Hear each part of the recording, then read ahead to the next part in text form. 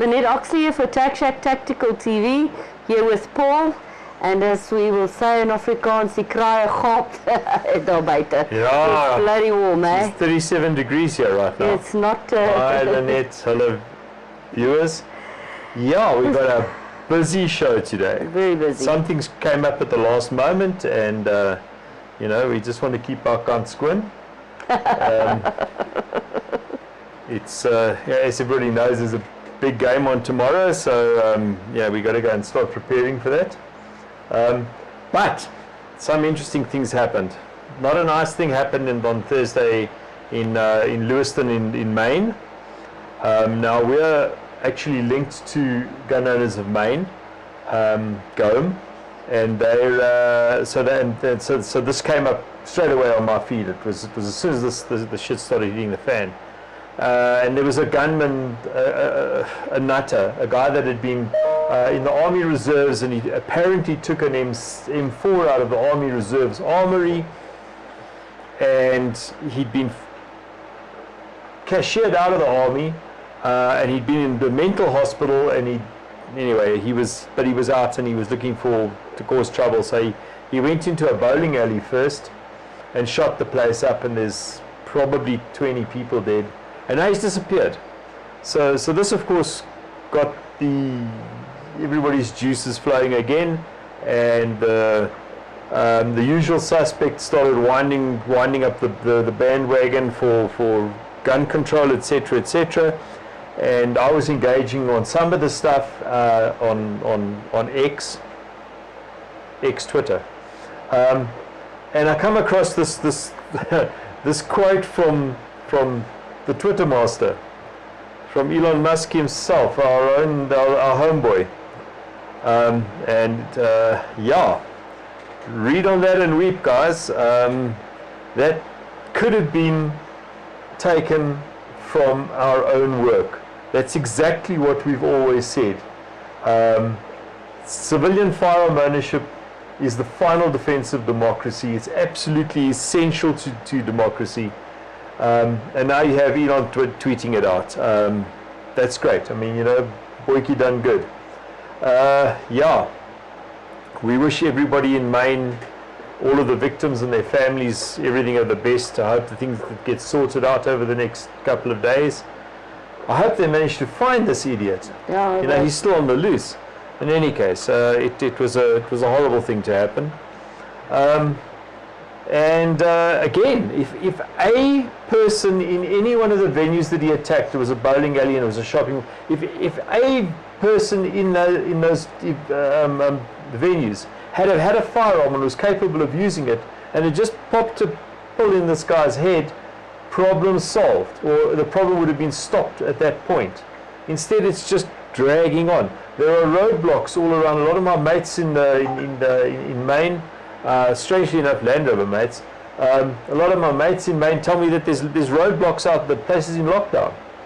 They're like 100 miles away from Lewiston, in Watertown, and they're being locked down. It's going nuts all over the place.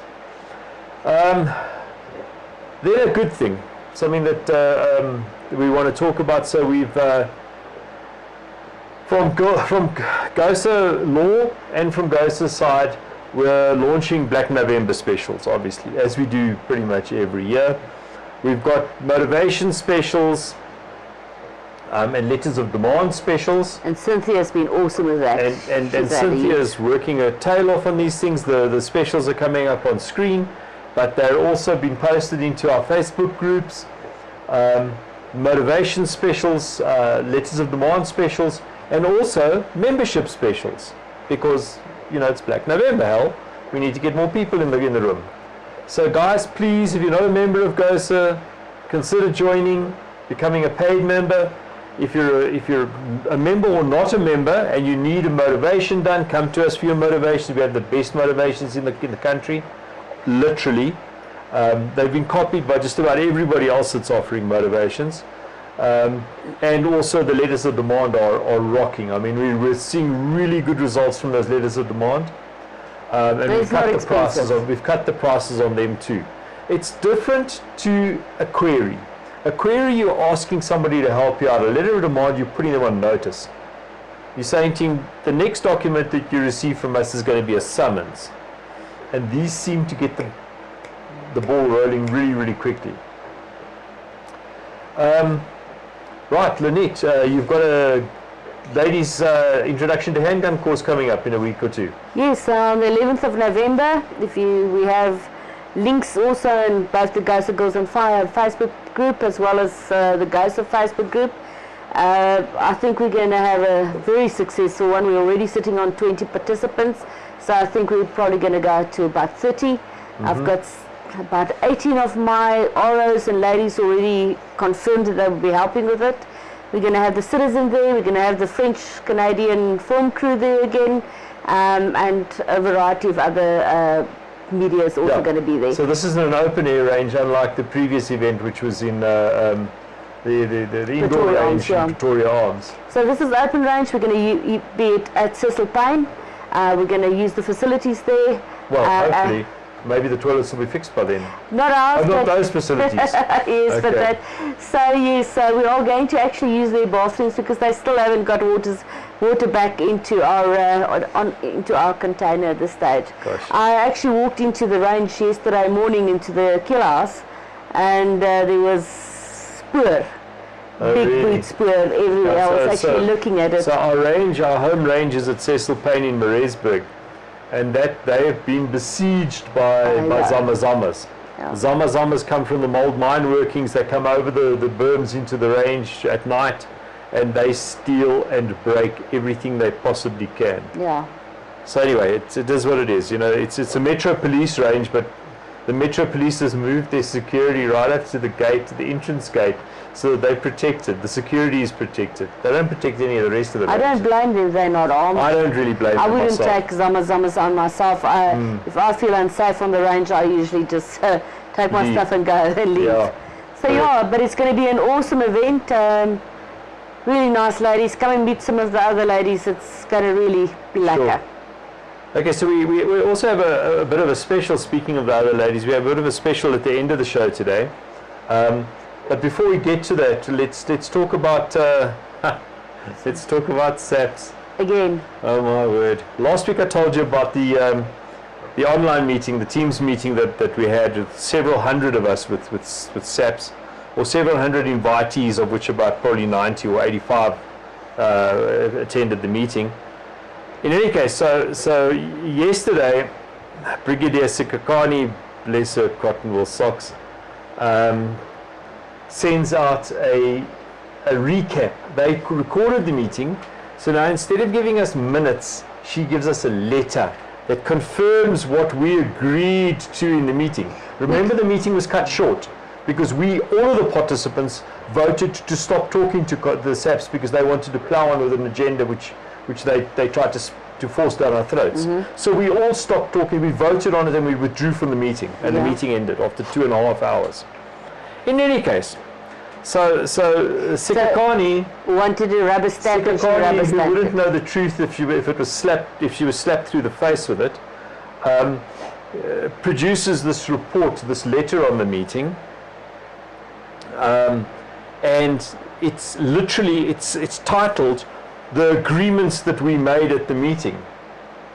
Okay, and then she goes on to put the onus on us. The onus at the end of the meeting was for her to produce the documents that they used to create the tender document for the new firearms management system.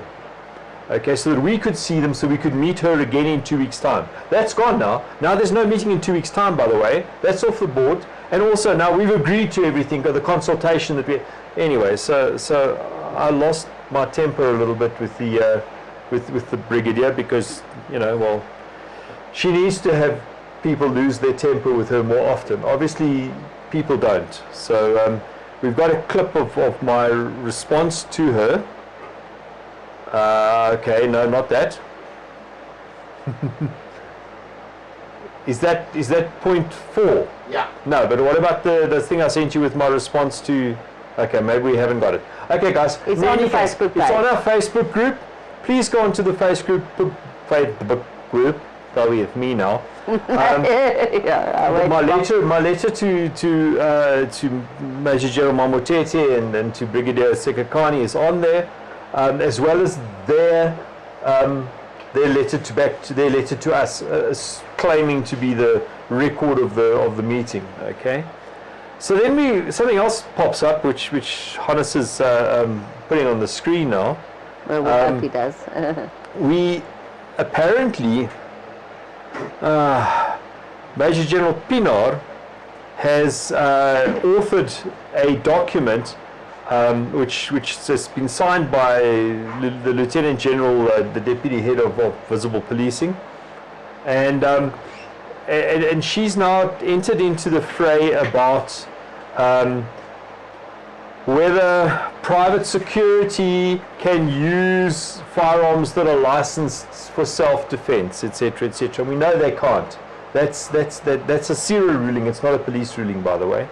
It's a stipulation from CIRA, but she goes beyond the scope and she starts talking about if you're in the neighborhood watch or you're in the community policing forum, they have patrols. And if you're volunteering your time, not for remuneration, you're volunteering your time to travel around your area and keep it safe. Now she's trying to insist that you can't carry your licensed firearm with you because, as per point 4, which Hannah says on screen there, because as per point 4, the Firearms Control Act says that you can only use it for the purpose it's licensed for. So she's completely misreading the any lawful purpose. She's completely ignored it. She's trying to rewrite the law. She's completely, and speculation is rife about why she's done this. Does it have anything to do with the fact that we're coming into Christmas box season now, where lots and lots of people are going to get stopped on the side of the road? Yeah, I've seen an increase on patrols, on roadblocks. I go through 2 every day if I'm out. And have people in uniform try to extract Christmas boxes from them? I don't know. I'm not suggesting it is that, but it's just very, very strange that it crops up now. In any case, so that directive is probably not worth the paper it's written on. And as one of our friends has remarked, although he does particularly agree with point 8, please go and have a look at the directive, familiarize yourself with it, have a look at point 8, see if you agree as well. And on that note, we've got a surprise guest. And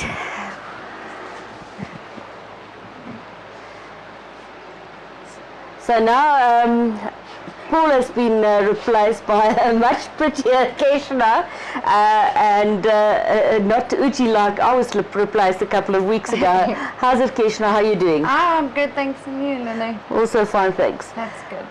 So Keshna completed her proficiency training for competence for all 4 weapons today. She was absolutely awesome, especially with her shotgun, and she's on her way to become a firearm owner herself. Thank you.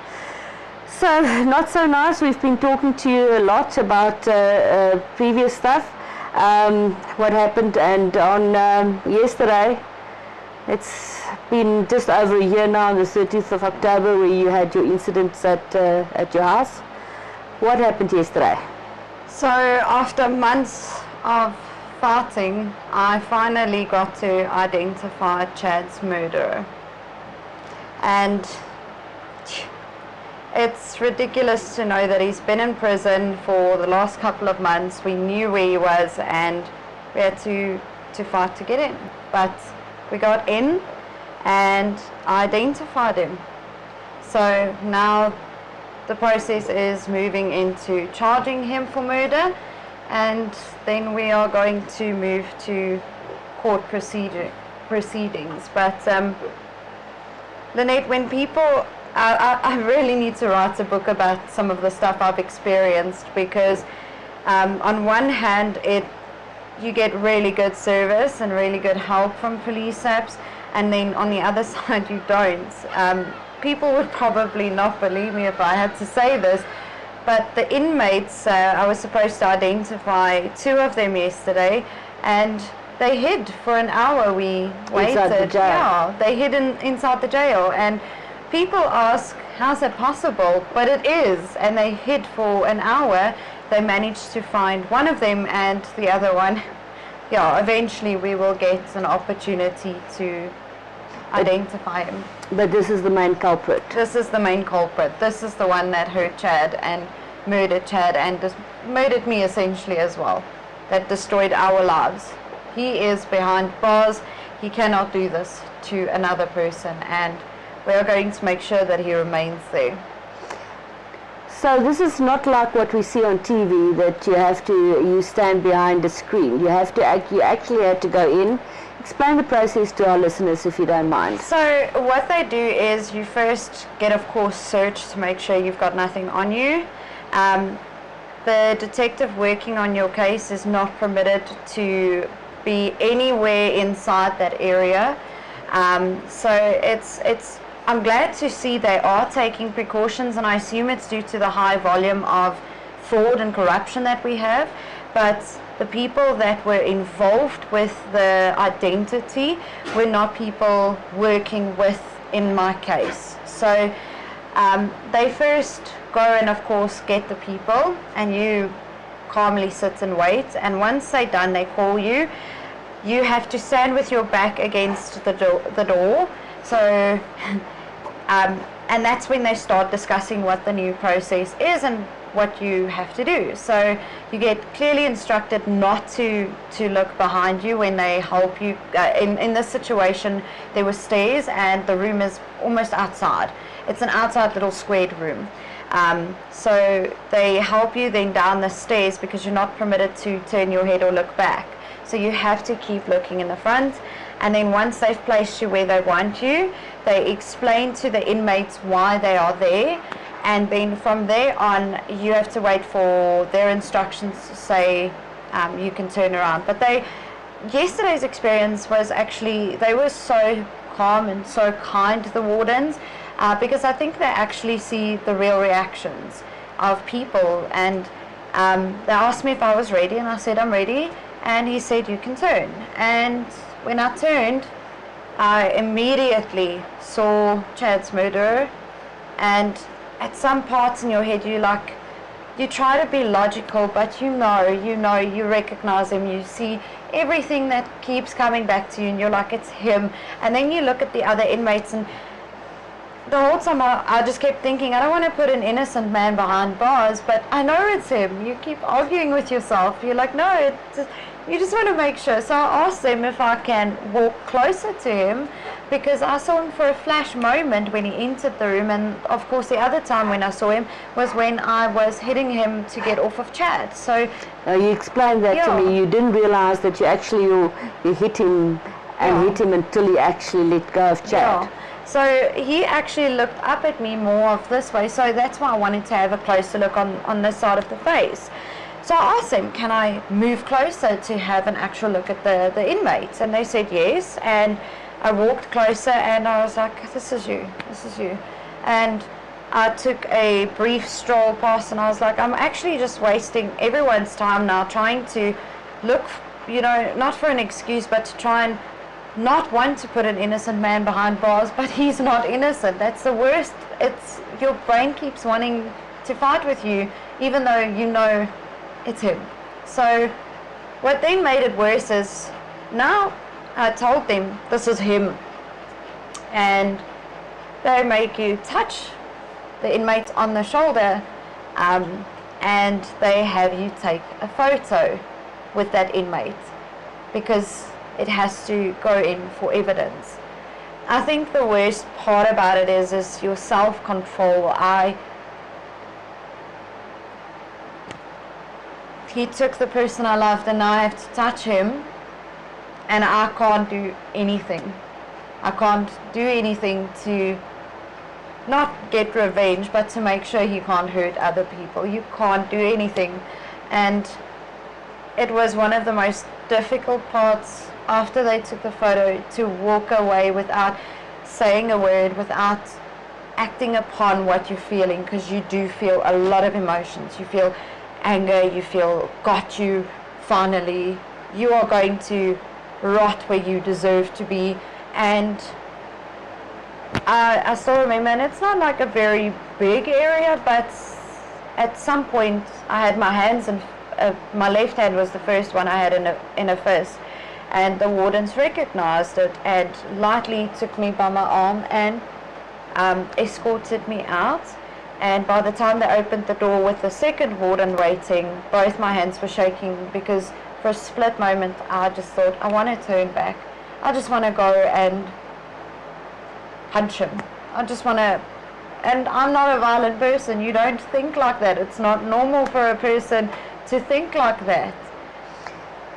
Do you think, you said he was quite surprised, you think, that he was actually found out, because I think he's got away with stuff before? Yeah, I do.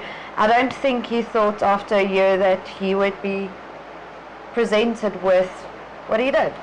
I think he thought he got away, because he recognized me immediately.